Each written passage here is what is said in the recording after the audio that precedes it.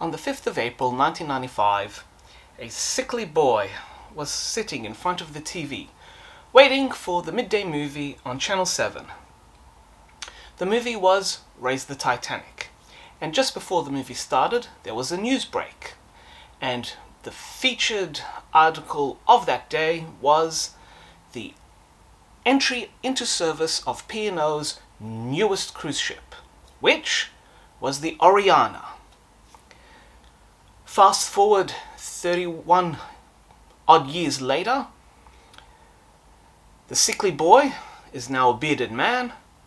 Raise the Titanic has just had a fantastic imprint Blu-ray special edition release, and Oriana is at a crossroads in its career.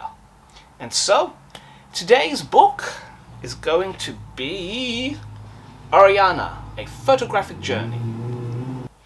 This book, by Chris Frame and Rachelle follows the same format of some of their other books, which features various cruise ships and is essentially a photographic journey of all the publicly accessible and not so accessible areas of the ship.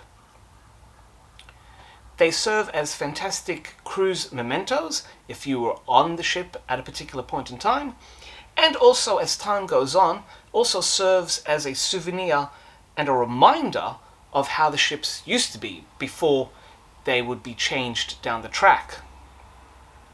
This particular book commemorates Oriana in its final season with P&O and shows it off in its latest guise, which includes the questionable paint scheme, the additional ducktail, and the revised interiors. Now, there is no right or wrong answer, but for my 2 cents worth, I feel that the revised P&O livery looks fantastic on the shopping trolley class of cruise ships, whereas those of the old guard, namely Oriana and Aurora, looked much better in the simple white with the buff funnel. But that's just my 2 cents worth.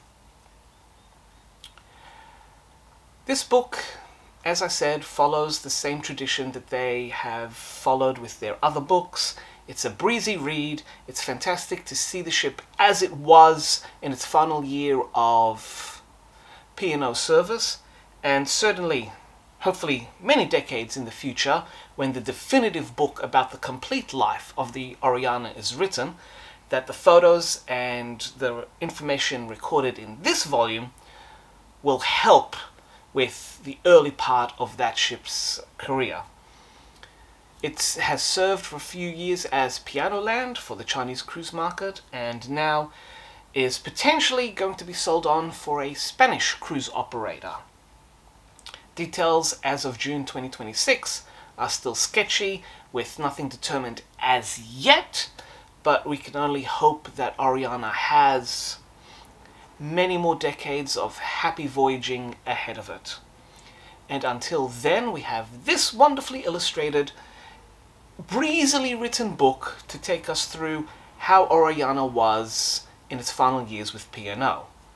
Should you be interested in seeing Oriana as it was in 1995, then may I recommend this this commemorative book, Oriana, From Dream to Reality, which focuses on the design and the construction of Oriana and depicts the ship as it was in 1995.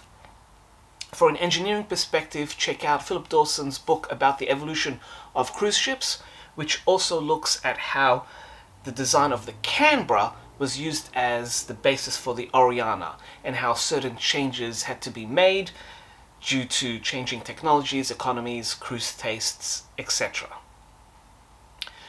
So, if you are feeling nostalgic for the Oriana, wish to remember how it was with P&O, then do check out Chris Frame's and Rachelle book about Oriana.